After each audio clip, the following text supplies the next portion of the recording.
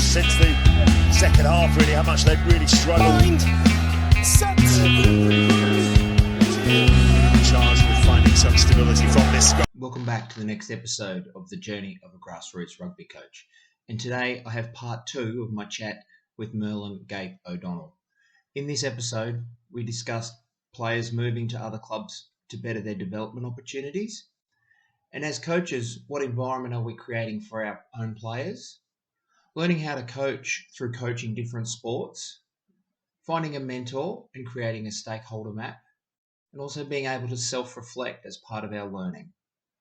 I really took a lot away from this, and I appreciate the time that I spent with Merlin. It was a great chat.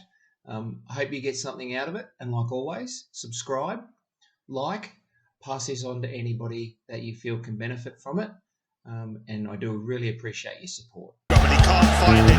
That's a mighty shot. A mighty Mark Leicester. Yeah, and I think players, the aspirational players, get to a point and even professional players will get to a point in their journey and they'll go, I need to go to that club because of they run a better program, they've got a better whatever coach that can help me develop to the next level. Like they actually do start looking at, well, for my development or where I want to go, I need to go and play, like you said, at that club because they've got this and this that these guys can't offer me. And I think, yeah, like if we stifle that at grassroots level, it probably backfires more than anything else because then the kids get the player's going to go anyway, but then they just don't come back because they got shafted or bad mouthed or whatever when they left, instead of just going, yeah, you do what you have to do. There's always a spot back here if you want to come back and have a run, and those aspirational players will do that. It's all about the environment you create for them. So these age groups who get in that sort of hole, they've started off with that, it's that winning environment on it's age grade rugby, but they've made it all out to win, or they're training to prepare. And when I'm saying this, by the way, it's not a finger pointing saying, "Oh, you're doing this wrong." It's much bigger on that, which we'll move on into a moment in terms of coach education versus coach development. What support are those guys who are giving up their time on a Sunday or during the week getting to facilitate that? Because they're just either trying applying what they've learned from courses. But without that sort of support from a mentor or a different set of eyes, or copying how they were coached. So it's not it's a consequence of, and definitely those junior environments and I've seen them who are, you go watch them on a Sunday play, and it's like, wow, this is more intense than the first team playing on the Saturday. And then you wonder why the better players or the more developed players at that moment in time, because they've been part of this environment where it's all about winning, or they get the ball all the time. And then you wonder if a year or so later, they turn around and be like, well, I'm going to go somewhere else now, because that's where, I'm going to get more success, or that's the environment sort of, it's that sort of, it's the unintended consequence that you're creating that sort of environment for them to go make that decision to leave later down the line, because that's what you valued. So if you value that, don't be surprised if you get that outcome later down the line. But it's it is a really tough one. And actually the blame doesn't sit at the coaches, it's that coaching support and helping these guys create solid team environments, and knowing that. I had one coach who said, he said, I haven't won a lot of games lately, and I'm worried that about the parents and and the players, and feeling all that pressure to win games. And I thought, oh my word, I feel for you. Like, feeling that way is just, I was gutted to hear that. Absolutely gutted. And actually, you know what? It's if he's coaching because he's got those feelings and that's what he feels is the most important. It's not that coach's fault, because that's his reality in that time. What is his support network? What is that what does that coach development look like, and so we can avoid that situation. And it's, there's so much more we can do to support these guys. So I'm not blaming these are outcomes. This is definitely not blaming. And sometimes it's also what pressure you're getting from the committee and all this other stuff that ticks along in the background that a lot of young coaches don't realize until they're thrown in it. That you get you're getting pressure from the committee and you're getting from the parents, and the players are probably the easiest to deal with rather than all the other stuff. I took a step back from coaching senior rugby and took some under 16s at my local club. And I said to the committee, I said, look, we're just gonna play. We'll see what happens. And I knew the committee well enough, and they knew me that, I said, we just don't have the cattle to be,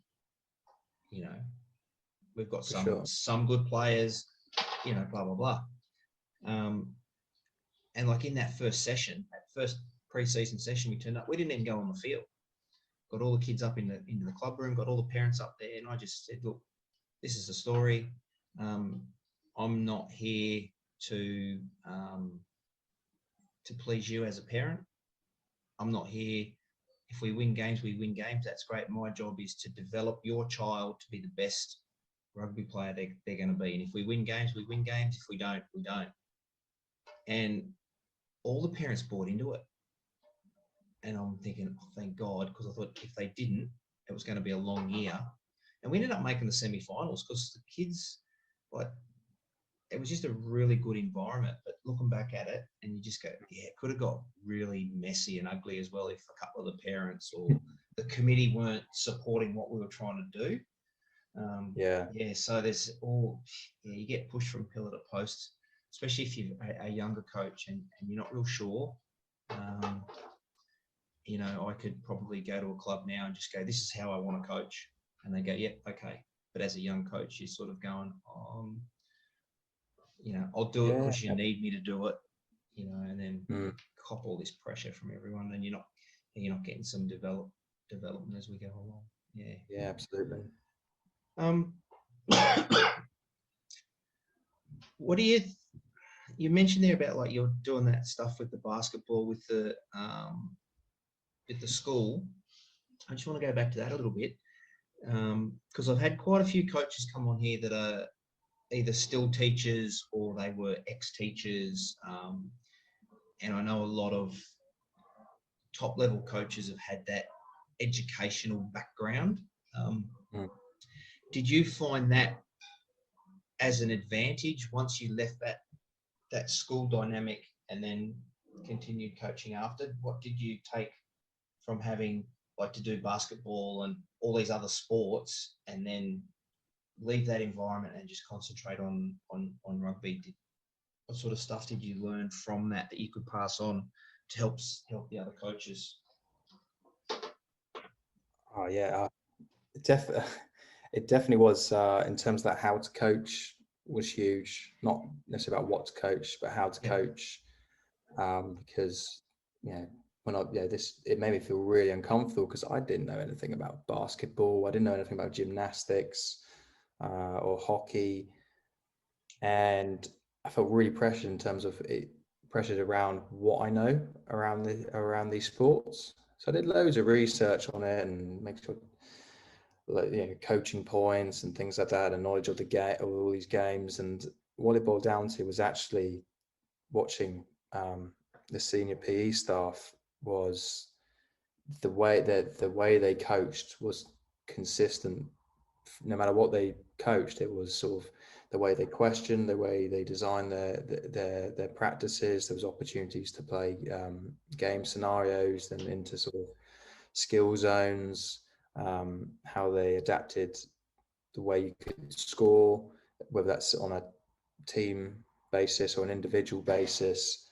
So, and that's probably the biggest thing I took out of it was how you actually coach the session, and within that, it's also how you support the development of each individual within that session as well. That was probably the key thing.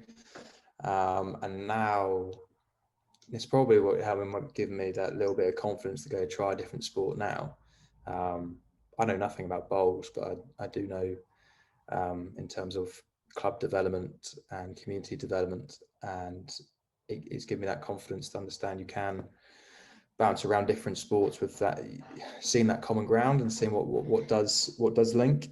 And that would be my advice to any coach, and the young coaches that I used to mentor was to go coach different sports. It helps with developing questioning as well. There's nothing better to help you being really precise in terms of your questioning when you're presented with something you don't have a lot of subject knowledge of. And it's sort of that creating that common language. This is what I'm seeing, and this is how am I going to translate this that makes sense to the players or potentially the coaches. It really does help with that in terms of language and being really specific. And it's also great in terms of I've actually taken some elements from different sports and put them into my rugby sessions, just in terms of skill development, but also in terms of the mental side of the game, in terms of that sort of refresh, particularly after a few tough weeks. That sort of refresh, putting something new in there, something that the players haven't seen before, or that the chance to that sort of social development around. There's I used to play American football. We've done in sessions with county squads. We've put some American football in there, and there's actually some really cool stuff that links back into rugby around space. But it also created quite a buzz. And here we are, some coaches who know nothing about American football, coaching an American football session and feeling really comfortable with it. So that would be my advice, is to go and coach different sports and be comfortable with the uncomfortable. And it's something that I can do a lot more of myself now. It's probably one thing I'm guilty of, that I haven't sort of got back into it. It's only going to benefit you as a coach massively. Yeah. Nice. Oh, that's good, mate. And that's sort of the similar stuff I hear from guys that either still are or have been teachers, and they continue to coach. Let's talk about education, our coach education versus our development. And how does it work over where you guys are? Is it effective? What's some tips you can give to inexperienced coaches around seeking out some development opportunities? Straight from the off, find a mentor straight away. Find a mentor. If you're new to coaching, or you've been coaching for a while and never had a mentor, go find one. Have a conversation. What is it going to look like? Set some ground rules and expectations on how that relationship's going to work, and get them involved, get them observing your coaching, maybe get them to coach your group as well. It definitely supported me a lot in terms of unconscious biases that I made from how I design sessions, to actually how I manage players, to seeing the bigger stuff that you didn't even realize has an impact on your coaching. A game changer for me was understanding my stakeholder map as a coach, how I influence other people and how they influence me, and the impact that has on me as a leader, as a manager, and as a coach. That was a game changer for me, and that came through having a mentor. Funny enough, the first time I was asked to actually make my stakeholder map, I sent it off to my mentor, and he sent it back going, "Where's your friends and family?" It was like, wow, I didn't even think about that. And actually, it was a huge sort of growing moment for me, is actually understanding, right, how does my personal life affect me when I get to the training paddock? If I'm having a good day or a bad day with friends or family, how does that potentially influence my behaviors as a coach, and how could that potentially influence that session or those participants? And that was, and that works both ways. So definitely when I was first started coaching, I fell into that trap of, depending on the result on Saturday or the performance, defined who I was going to be after that whistle. So I would go out and go have dinner with some friends and be in a really bad mood still about that result on Saturday, and just not even connecting the dots around it, and actually how does that influence my personal life. So it works both ways, the stakeholder map. And that was huge actually for me. And also, it was huge for me in terms of at the time, I was really upset about not being able to play anymore. And I definitely was approaching coaching through that lens of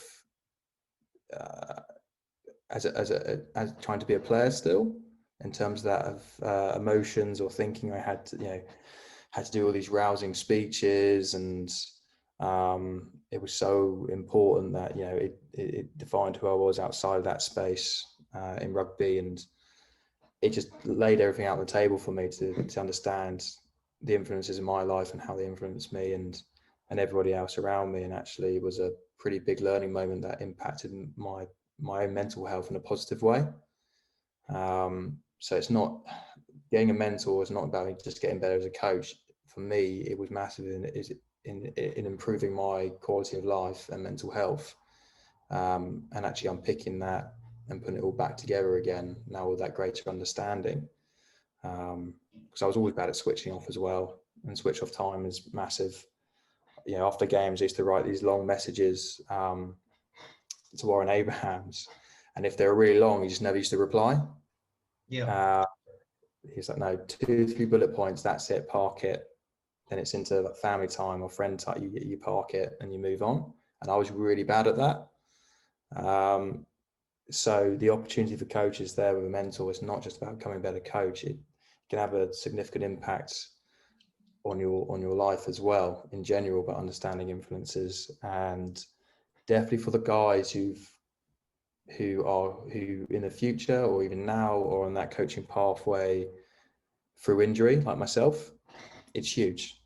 It's huge, because being told you can't play the game that you love it's massive, even at a community level.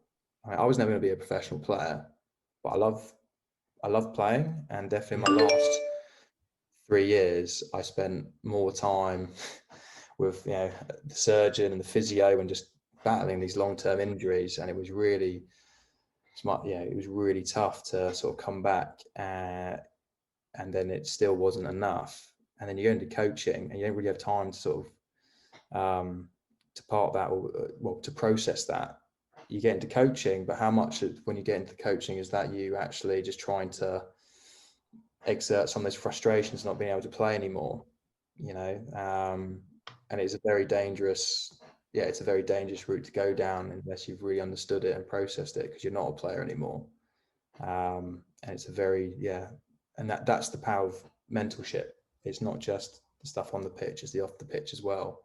So for the guys who've got into coaching through injury, I would recommend it even more so, because it did help me process the outcome of not being able to play anymore.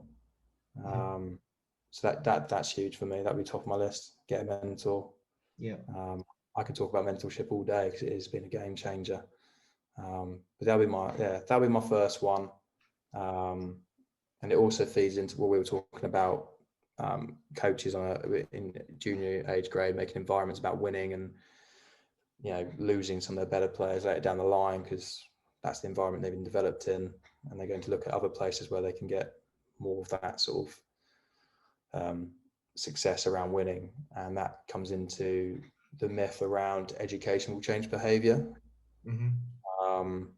Just because we over here, we used to joke around with a group of coaches about levels of coaching, and be like, oh, that guy's a 2.5, that guy's a 3.2 in terms of your level 1, your level 2, level 3 and 4 and so on. It is just a level. Just because you've done a level 3, for example, doesn't mean you're a good coach. So and I've seen it, and just because I remember when I got my level 2 and I was coaching, I look back now, I don't think I was a very good coach, but I had a level 2. It doesn't mean I was a good coach. And yeah, there's coaches I know who have got a level 2 and are better coaches than guys with a level 3. Yeah, absolutely. Yeah. So the whole thing around education will change behaviour, just it's a myth. Attitudes follow behaviour. For me, and it's all about setting those expectations and values, and that's where the mentorship feeds in as well. I think you really do need to, when you're putting this education into your practice, that ability to self-reflect. Now, if you've got a coach who doesn't have the skills to self-reflect, then in my opinion, they're not going to get better. I've definitely worked with young coaches who have a university level who see learning as transactional. So it's a copy and paste. Well, I've done this in my degree and I put this in the session. I was working with one coach who tried to apply this learning from a paper, and it turned out it was the player's fault. I was like, no, it's and as a young coach, he was like, well, I've done this and that, and what they didn't understand. And I was like, okay, let's reverse this. Let's like break this down here. And it was okay. So this was what you were trying to apply. Amazing. These were your objectives. Why do you reckon it didn't go so well? And actually working at developing that reflective process of to help him apply these theories, which is great, but it's not a copy and paste process. For instance, in that example, he took about 10 minutes to introduce a warm-up. The players are cold, they're not listening at this point, the instructions are very complex, and it feeds back into that how to coach skills again. He's doing great things now, this coach. Would he have done that? There's someone who's got learning a degree around sports coaching and sports science.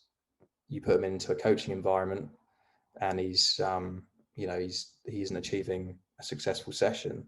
So education doesn't mean you're a good coach, or education changes behavior. It's that reflection on practice or in practice and having that support of people around you to develop that experiential learning. That's pretty key around attitudes and behaviors as a coach. It's that many eyes, many times sort of things. What I've definitely benefited from, and definitely coaching teams now, is getting people's opinions on what do you reckon about this session design? What do you reckon? What does this look like? Just getting coaching as a whole being seen from different angles. That it's not a simple. It's not linear. It's not. It's more of a puzzle, and there's different ways that you can move it around. And I don't always. More information isn't always helpful. Sometimes when you're supporting a coach, it's actually getting to see it from different angles. And on that behaviors thing, understanding that your behavior shouldn't be the same every single session. It should adapt to meet the needs of the people you coach. And that definitely, for me, one of the biggest things in coaching is show that you care. That's huge for me. And that's the same as being a mentor as well. A young coach who he's had deadlines with university, and we turned up to a session. I could tell he's rushed preparation, and I think some of the RAF say over here, is this person mentally ready to fly this plane? And I'm looking at this guy. Is this guy ready to coach this session? So we did that. We had a chat, and the pressure he's been under, hasn't slept that well, and hasn't really prepared the best he could. But I understand, because I know he's got deadlines. It's the end of this semester, and I thought, I said, let's flip it. I'll coach the session. I don't mind. And you're gonna observe and give me some feedback, and just take that pressure away from him. And instantly you can see him relax and and breathe a little bit. And I coached the session, and then he did a feedback review for me,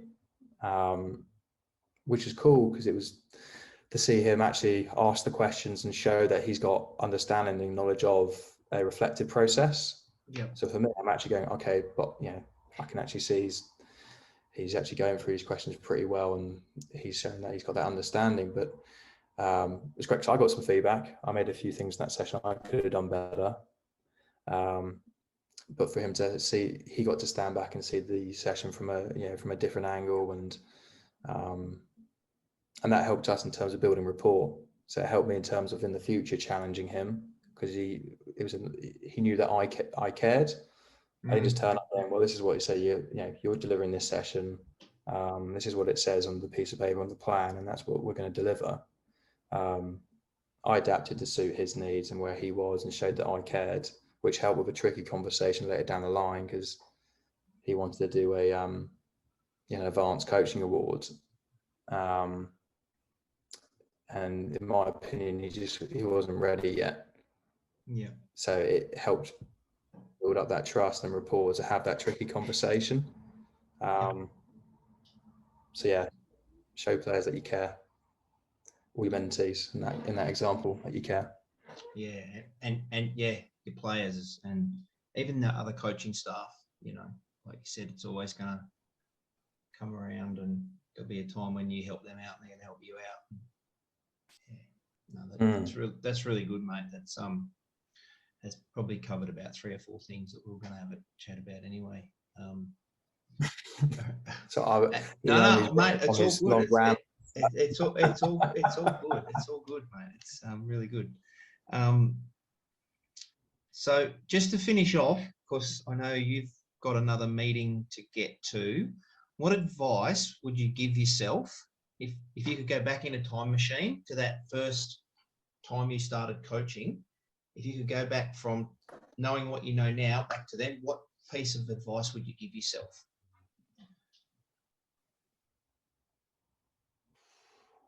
It's probably about 2 or 3 pieces, to be honest, which have been pretty critical. I mean, the one top of the list is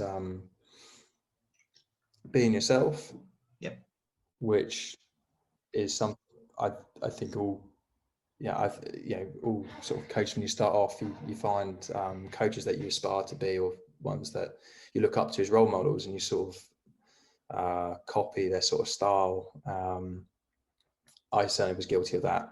I went from that that yelly, shouty coach with senior training and swearing and getting to a fate, to then being that really sort of laid back sort of surfer style, like really chilled, and then actually finding who I am, and actually being authentic, and then within that explore understanding the sort of a trap you fall into is the authenticity paradox, and being myself. This was very good. This was a great learning moment. I was mentoring some coaches for the county, and I was mentoring and being authentic, and it worked for 5 of the 6 coaches. And this one coach, she struggled in terms of how laid back I was. She said I was practically on the floor. And I thought I was doing the right thing by being myself, and I was giving her support, but I didn't adapt enough for her needs. And she left the program, and it was a massive moment for me in terms of, I was being myself. And then learning a bit more around the authenticity paradox of actually understanding that you can be yourself, but how does that also hold you back, or potentially how does it relate to someone else? How can you adapt your approach for someone else's needs? And that definitely feeds back into mentoring, and getting around people who, there's different ways of learning or approach. There's theorists, there's activists, there's people who are really keen to try something new. There's some people who are very analytical, who probably need a little bit more support. So that's key. Be yourself, but also understand the strengths and weaknesses around that. Try not to have a coach leave your program. I would also say about, in terms of, make sure you're learning, it links. So scaffold learning within sessions, but make sure it links. So what you do in pre-season is still relevant in, 6 months down later the line. That was a huge one for me around. So I think in my last year of my club, each week would have a different theme. So for example, one theme one week was how do we become the best defending team applying pressure? That was our theme for the week in both the sessions, and we had bits and pieces up in the changing room on the whiteboard where players can fill in what they thought, and we kept referring back to that mission statement that week, and everything. All our key points were all focused around that key theme. And even on match day, we had it up in the change room at the end of the week. Saturday, guys would walk in. They're on various magic whiteboards, and they go up on the wall. Yep. And it's how do we become the best defending team applying pressure? And the 2 or 3 points underneath, for the 2 or 3 points the players drew out that week, it's theirs. It's not mine. It's them to us, not me to them or us to them. And understand how that links then on an individual basis to their own work-ons. And that game, I think we got 2 intercept tries, and the majority of our tries came from defence into attack. And then the review going to the next week was a 2-minute video put out on the WhatsApp group of the clips that best represented that mission statement, with Queen's Under Pressure playing in the background. So it all matched up, and that would be one of the biggest things. How do you link learning through the week? And we had, in terms of your mission statement, the questions you ask, in terms of how you show feedback, so a little video as well. And that was definitely another trap I fell into around analysis as well. I was asked about the analysis meetings I used to do on a Tuesday night, who it was for. Was it for me and to show off my knowledge of the game, or was it for the players? And that was a tough one to ask, because I thought it was really important to have those meetings. And actually asked the players, and the majority are like, we just want to go out and play. We've been at work all day. We just want to train. And I just had to swallow my pride there and be like, okay, fair enough. That's got you. Definitely in terms of Gen Z as well, they learn through, they watch so many videos and things like that. So actually the videos, and the 2-minute videos on a WhatsApp group is more effective that way. That means you have more time on the pitch. So definitely in terms of how you link learning, and then how that feeds into your theming as well. So we had an island theme the second half of the season, because our club was on an island in the Thames.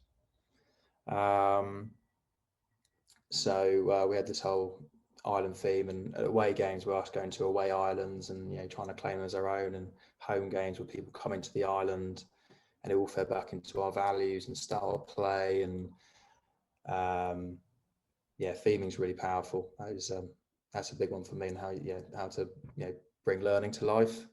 It fed into our language on the pitch, into our calls, our plays. It all fed into that sort of island mentality. So that would be a big one. Trying to think of another. I would also say probably the last one I would say is probably that vulnerability as well. Knowing when to be vulnerable as a coach. I had this links to the chimp paradox, actually, and back to how do you influence others. We